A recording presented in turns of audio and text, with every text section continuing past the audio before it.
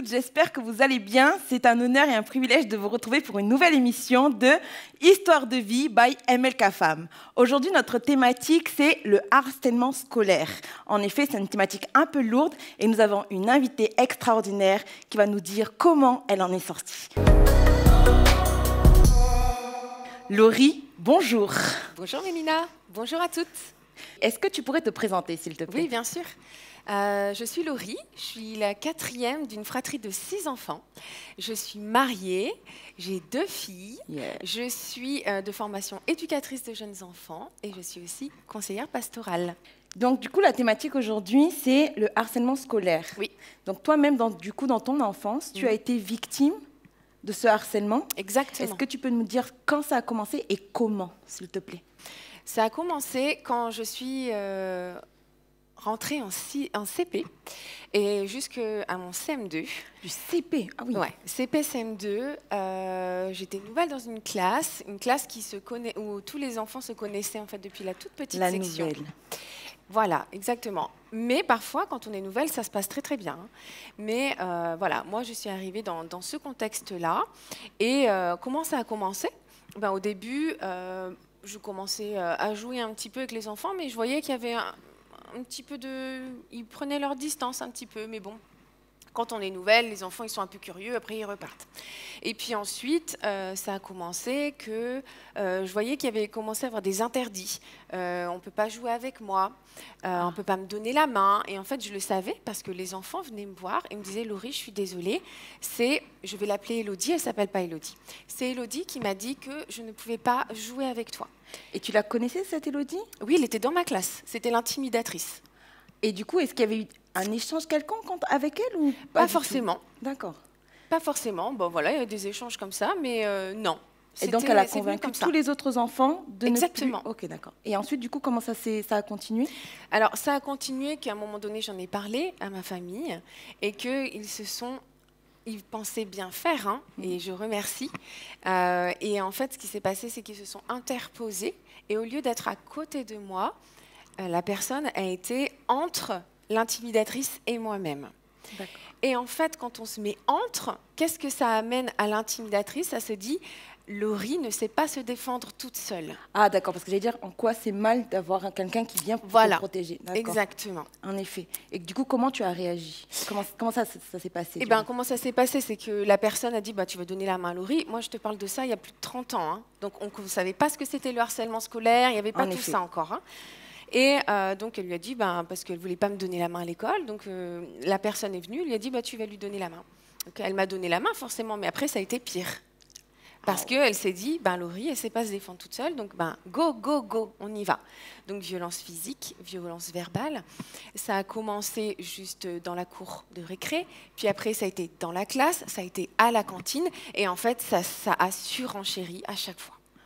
Waouh! En fait, le fait d'être intervenu... ça a aggravé ta situation. Exactement. En fait. D'accord. Et du coup, toi, comment ça s'est passé? Est-ce que tu as pu en reparler? Est-ce que tu as eu le courage d'en reparler? Ou là, du coup, ça a coupé? Ah, du coup, j'ai pu parler. Je savais ce que ça allait donner. Du coup, je me suis renfermée sur moi-même. Et j'avais beau avoir peut-être le sourire devant les autres, mais en tout cas, moi, j'étais vraiment cette petite fille transparente autour de la table des 6 enfants. Si je n'avais pas envie de manger, je savais comment faire pour être transparente et ne pas avoir le plat. Et hop, je revenais au dessert. C'est vraiment très particulier, mais on sait se fondre et se faire tout petit. Parce que pour nous, c'est notre sécurité, en fait. Te protéger, disparaître pour te protéger, exactement. En fait. D'accord. Une dernière chose, c'est que j'aimerais savoir, du coup, dans ta vie en tant qu'épouse, en tant que femme même, avant d'être épouse, en tant que femme, je suppose qu'un tel trauma, ça laisse des traces. Et il y a eu des répercussions. Est-ce que tu pourrais nous en parler? En fait, la plus grande trace, il y a eu beaucoup de choses. Tu sais, on est corps, on est âme, on est esprit. Exact. Donc j'ai eu des blessures dans mon corps, hein, des bleus, voilà, beaucoup de blessures. Et la blessure dans l'âme. La blessure dans l'âme, je ne savais plus qui j'étais. J'avais un problème avec mon identité. Parce qu'en fait, quand on est enfant, on construit notre identité. Et là, bam, il y avait quelque chose qui cassait. Et du coup, j'ai grandi dans la peur. Mais vraiment dans la peur, j'étais en hypervigilance. C'est-à-dire que tu claquais une porte, ça me faisait pleurer. Wow. J'entendais le bruit d'un avion, ça me faisait sursauter.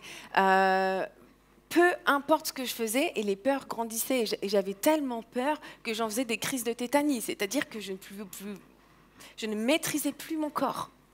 Si ce n'est pas indiscret, tous ces gestes, ça se voyait. Est-ce que ça ne te donnait pas envie d'en parler, d'en discuter? Ça ne posait pas question? Non, parce qu'on a un sentiment de honte. Un sentiment de honte et de culpabilité. En se disant, déjà, je suis victime, je ne me le disais pas avec ce mot-là, hein, mais je le sentais.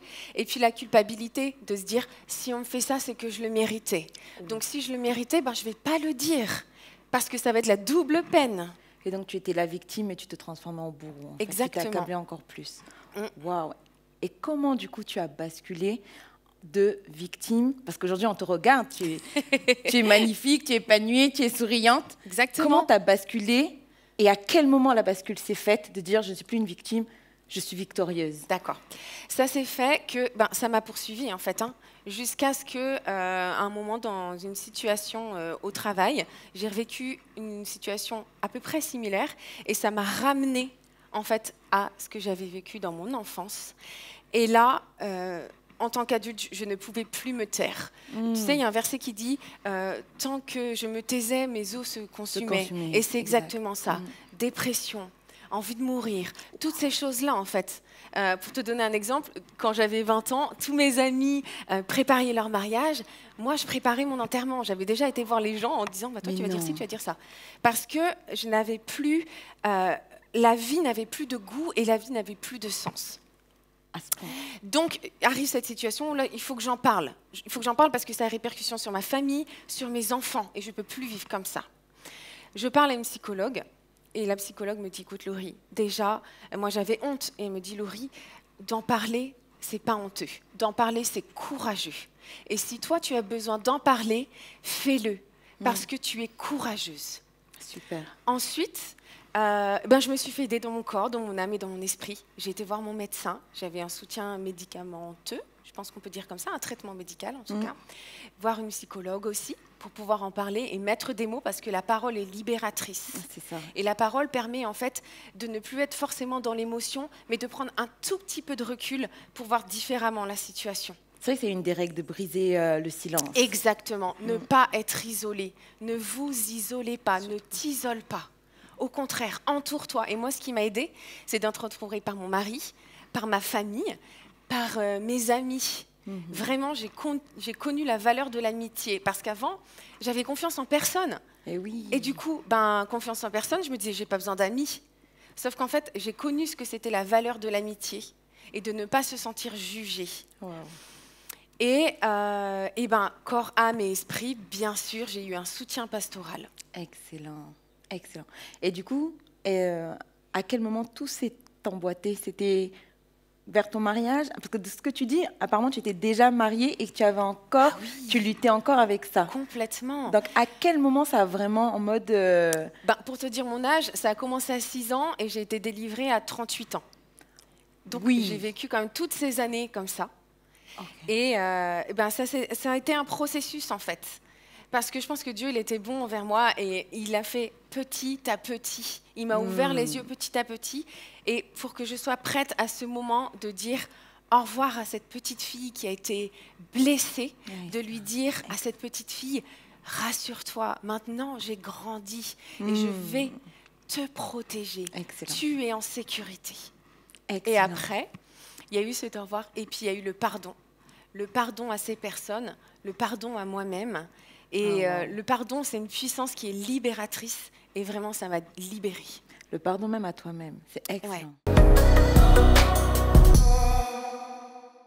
Laurie, je te remercie tellement de t'être rendue si vulnérable, parce que je suis sûre que ça va bénir énormément de femmes au travers de ce témoignage. Merci infiniment.